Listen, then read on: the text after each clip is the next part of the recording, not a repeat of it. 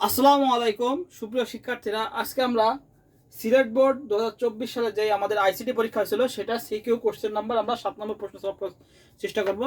আমরা programming language থেকে 7 নম্বর প্রশ্ন যেটা আসছিল সেটা এই প্রশ্নটা আমরা এখন সলভ করার চেষ্টা করব। তো আমাদের সবার আগে কাজ হলো আমাদের প্রশ্নটাকে দেখা। তো আমরা একটু প্রশ্নটা দেখে নিই। এই যে আমার কাছে প্রশ্ন আছে, যাদের কাছে প্রশ্ন আছে তারা প্রশ্ন থেকে দেখে নিতে পারি, আর যাদের কাছে নেই তারা স্ক্রিনশট দিয়ে নিতে পারি। এই যে প্রশ্ন, 7 নম্বর প্রশ্ন।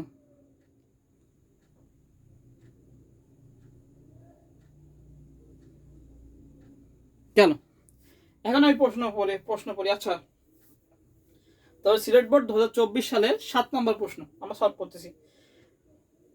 পাপন কম্পিউটারে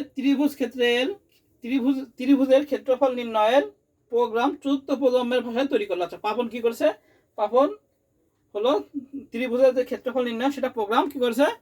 নির্ণয় করেছে। আচ্ছা, বলছে পাপনের বন্ধু আপন এর জন্য অন্য আরেকটি ভাষা ব্যবহার করে প্রোগ্রাম রচনা করলো, যা দ্রুত নির্বাহ হয় এবং মেমোরিতে খুবই সামান্য স্থান দখল করে। মানে কি, ডাইরেক্ট সে মেশিন ভাষায় প্রোগ্রাম লিখেছে, যার ফলে ডাইরেক্ট এবং অল্প অল্প জায়গা নেই। আচ্ছা, আমরা আসছি আস্তে আস্তে। এবার বলছে কি, কিন্তু পাপনের কম্পিউটারে আপনের প্রোগ্রামটি কোনোভাবেই নির্বাহ করা গেল না। কিন্তু পাপনের কম্পিউটারে আপনের কম্পিউটার কোনোভাবেই নির্বাহ করা গেল না। আগের যে প্রোগ্রামগুলো ছিল আমরা জানি যে মেশিন ভাষা আর অ্যাসেম্বলি ভাষা, এক কম্পিউটারের প্রোগ্রাম অন্য কম্পিউটারে কি করা যায় না, ব্যবহার করা যায় না। এটা মেশিন ভাষা ছিল। দেখো আমরা পরে এখন প্রশ্ন পড়ি কি আছে। বলছে কি, প্রথমে প্রোগ্রামের ভাষা কি? প্রোগ্রামের ভাষা কি? ক নাম্বার প্রোগ্রামের ভাষা কি? এটা আমি অনেক জায়গায় দেখাইছি। আমরা লিখবো ক নাম্বার, 7 নাম্বার, 7-এর ক। প্রোগ্রামের ভাষা কি? আমরা জানি কম্পিউটার সিস্টেমে প্রোগ্রাম রচনার জন্য ব্যবহৃত শব্দ, বর্ণ, অঙ্ক, সংকেত এবং এগুলোর বিন্যাসকে কি বলা হয়? আমাদের প্রোগ্রামের ভাষা বলা হয়। আমরা লিখবো কম্পিউটার সিস্টেমে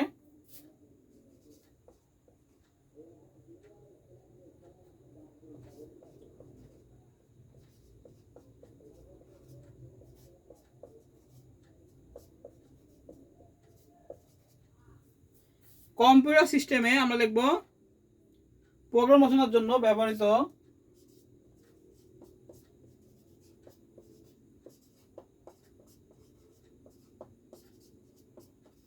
রচনার জন্য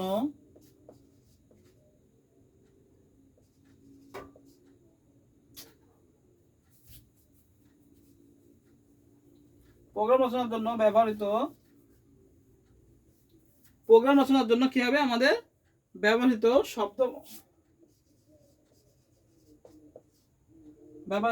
কম্পিউটার সিস্টেমে প্রোগ্রাম রচনার জন্য ব্যবহৃত শব্দ, বর্ণ, সংকেত ইত্যাদির কি করা? ইত্যাদির বিন্যাসের নিয়মই হলো প্রোগ্রামের ভাষা।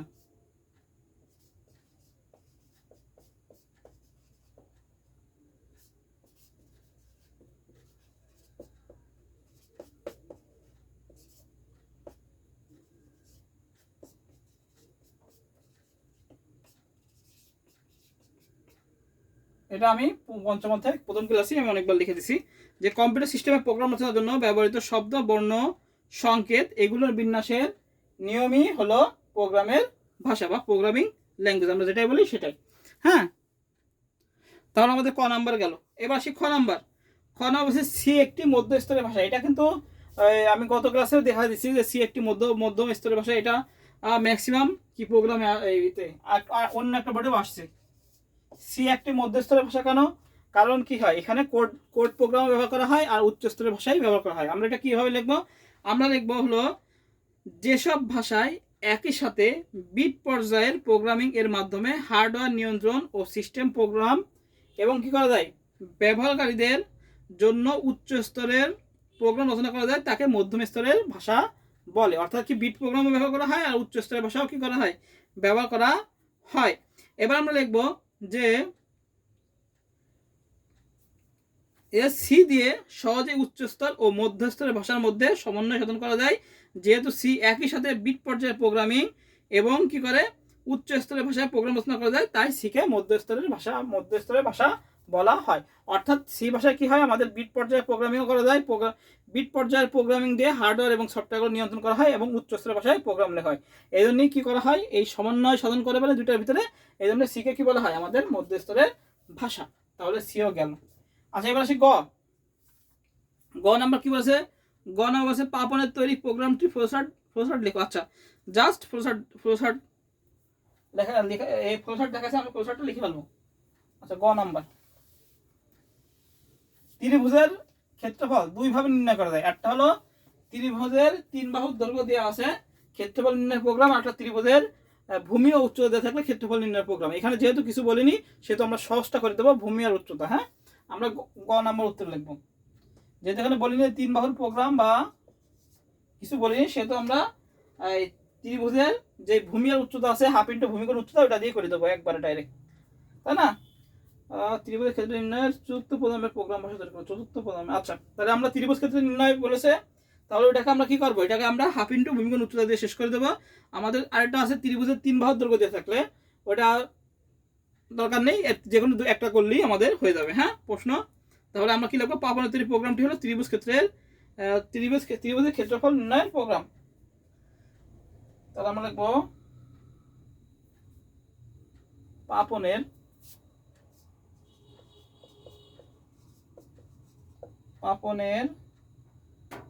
তৈরি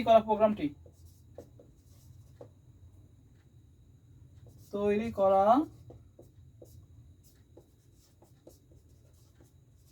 প্রোগ্রামটি নাজমুল হাসান পাপন হলো পালাই চলে গেছে। প্রোগ্রামটি হলো ত্রিভুজের ক্ষেত্রফল নির্ণয়ের প্রোগ্রাম।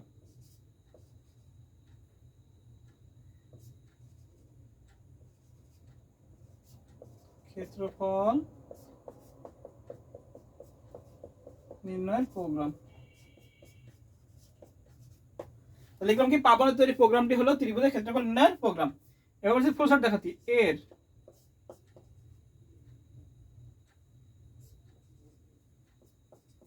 ফ্লোচার্ট নিচে দেওয়া হলো। আমি এখানে ফ্লোচার্ট আঁকবো, তার আগে আমরা একটু জাস্ট এখানে লিখে নেবো, পাশাপাশি নিচে লিখে নেবো, জায়গা কম সেহেতু এখানে ধরি ত্রিভুজের ভূমি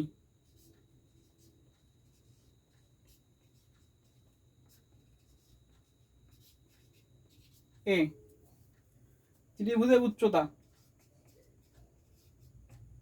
এইচ, ত্রিভুজের ক্ষেত্রফল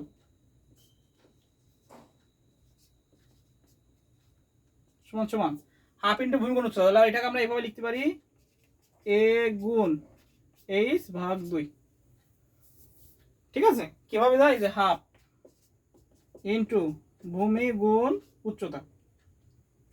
তাহলে এটাকে এই দুটো উপরে, তাহলে এটাকে লেখা যায় এ গুণ এইচ ভাগ 2। এইটাই হলো এটা। আমি একবার ভেঙে দেখা দিলাম, হাফ ইন্টু ভূমি গুণ উচ্চতা। এই হলো সূত্র, এই যে হাফ ইন্টু ভূমি গুণ উচ্চতা, এটা সূত্র। এটাকে আমরা এভাবে লিখতে পারি, এই যে এইটা উপরে চলে যাবে আর নিচে 2 ভাগ 2। ক্লিয়ার? এবার আমরা ফ্লোচার্ট করি।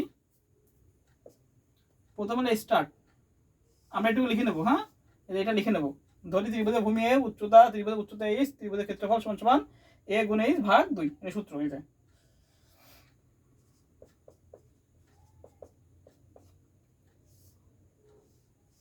স্টার্ট, এবার নেবো ইনপুট এইচ,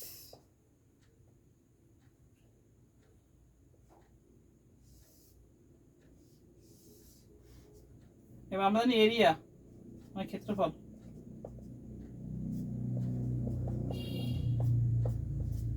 এ গুণ এইচ ভাগ 2। এটা সুন্দর করে লিখি, আমার না হাতে লেখা খারাপ তো, এই জন্যই সমস্যা।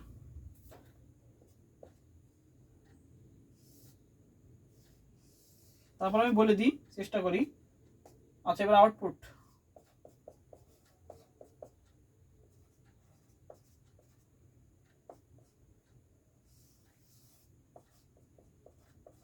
শেষ। এই হলো আমাদের ফ্লো চার্ট। এখানে কিন্তু আরেকটা আছে, ত্রিভুজের 3 বাহু দৈর্ঘ্য দিয়ে থাকলে এটা করলেও হবে, রাইট।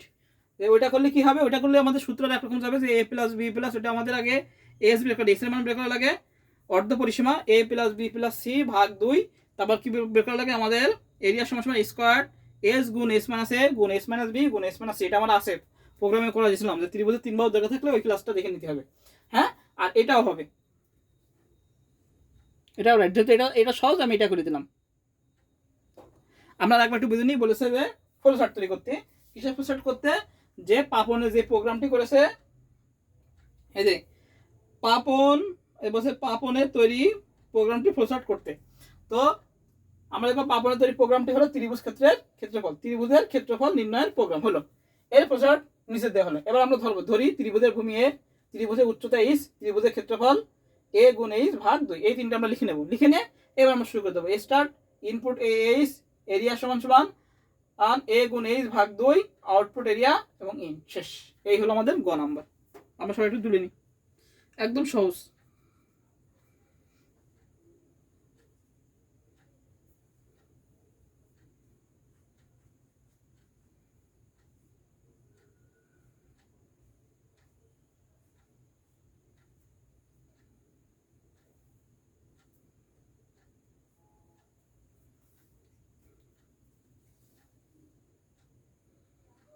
গেল, তাহলে আমাদের গ নাম্বার শেষ। এবার আমরা মুছে দিই গ নাম্বারটা।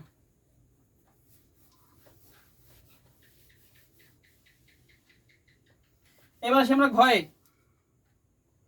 ঘ নাম্বার আসি, 7 ঘ।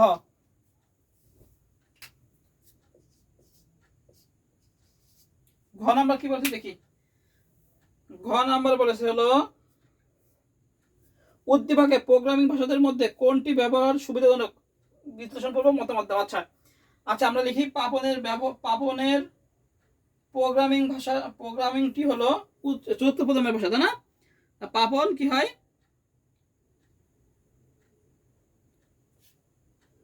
উদ্দীপকে আমরা লিখবো, উদ্দীপকে আমরা লিখবো যে আমি একটু লিখে দিচ্ছি প্রথম লাইনটা কিভাবে লিখবো, তারপর একটু বর্ণনা দিচ্ছি। আমরা লিখবো উদ্দীপকে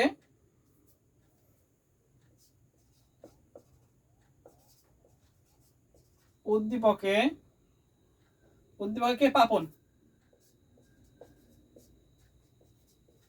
পাপন কি ব্যবহার করেছে, চতুর্থ প্রজন্মের ভাষা, চতুর্থ প্রজন্মের ভাষা।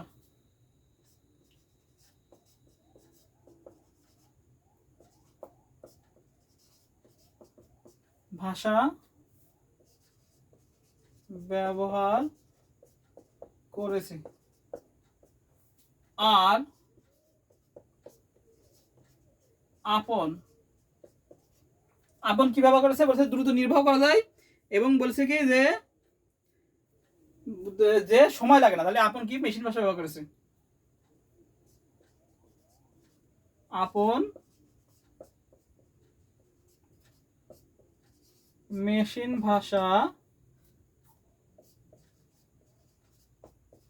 ব্যবহার করেছে। তাহলে কি বলছে, উদ্দীপকের পাপন চতুর্থ প্রজন্মের ভাষা ব্যবহার করেছে আর আপন মেশিন ভাষা ব্যবহার করেছে। সব দিক বিবেচনা করলে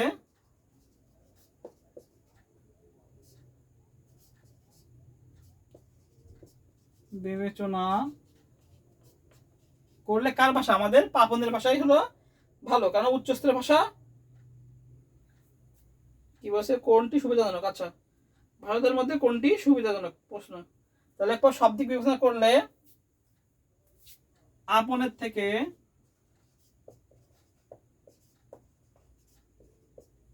পাপনের চতুর্থ প্রজন্মের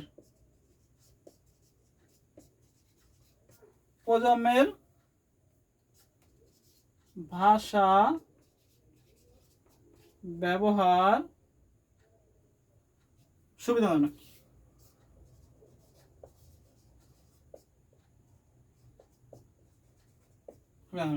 তাহলে উদ্দীপকে পাপন কি চতুর্থ প্রজন্মের ভাষা ব্যবহার করেছে আর আপন ব্যবহার করেছে মেশিন ভাষা ব্যবহার করেছে। সব দিক বিবেচনা করলে আপনের থেকে পাপনের চতুর্থ প্রজন্মের ভাষা ব্যবহার ব্যবহার ব্যবহার সুবিধাজনক।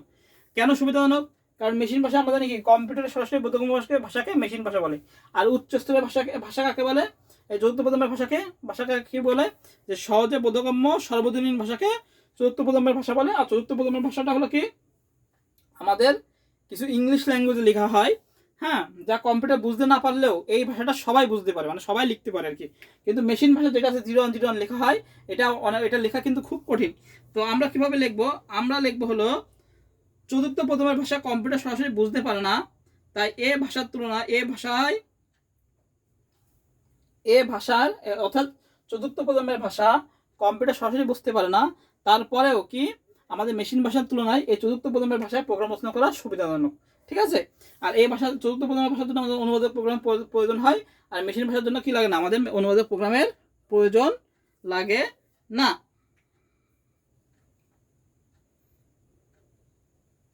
আর মেশিন ভাষায় লিখিত প্রোগ্রাম কি ডিবাগিং করা কষ্টকর। মেশিন ভাষা আরও লিখবো যে মেশিন ভাষার লিখিত প্রোগ্রাম ডিবাগ করা কষ্টকর। এক কম্পিউটারের প্রোগ্রাম অন্য কম্পিউটারে ব্যবহার করা যায় না। এই যে আমরা দেখলাম যে পাপনের কম্পিউটারে গেল, পাপনের কম্পিউটারে সে যখন প্রোগ্রাম করলো তখন কি করলো, চললো না। এই যে আমাদের উদ্দীপকে লেখা আছে ডাইরেক্ট, কি লেখা আছে যে মেমোরিতে সামান্য জায়গা থাকে, কিন্তু আপনের প্রোগ্রামটি কোনোভাবেই প্রোগ্রাম নির্বাহ করা গেল না। অর্থাৎ এক কম্পিউটারের প্রোগ্রাম অন্য কম্পিউটারে মেশিন ভাষায়, এক কম্পিউটারের প্রোগ্রাম অন্য কম্পিউটারে লেখা যায় না। আর কম্পিউটারের অভ্যন্তরীণ গঠন সম্পর্কে ধারণা থাকতে হয়, যেটা আমাদের উচ্চস্তরের ভাষায় যে কোনো প্রোগ্রাম যে কোনো কম্পিউটারে চলবে। উচ্চস্তরের ভাষার চতুর্থ প্রজন্মের ভাষায় প্রোগ্রামিং করার সময় যে কোনো কম্পিউটার ব্যবহার করা যাবে এবং কম্পিউটারের অভ্যন্তরীণ গঠন সম্পর্কে ধারণা থাকার প্রয়োজন নেই। কিন্তু মেশিন ভাষায় কী রাখবে, মেশিন ভাষায় আমাদের এক কম্পিউটারের প্রোগ্রাম অন্য কম্পিউটারে ব্যবহার করা যায় না এবং কম্পিউটারের অভ্যন্তরীণ গঠন সম্পর্কে ধারণা থাকা লাগে। তাই বলা যায় যে পাপনের থেকে পরিশেষে বলা যায় যে উচ্চ স্তরের চতুর্থ প্রজন্মের ভাষা প্রোগ্রাম রচনা করা মেশিন ভাষার তুলনায় অধিক সহজতর। এই কারণে আমরা লিখবো, আপনের মেশিন ভাষা থেকে পাপনের চতুর্থ প্রজন্ম ভাষা ব্যবহার করা সুবিধাজনক। এই হলো আমাদের সিলেট বোর্ড 2024 সালের 7 নং প্রশ্নের সলভ। তাহলে আজকে এই পর্যন্তই। সবাইকে আসসালামু আলাইকুম।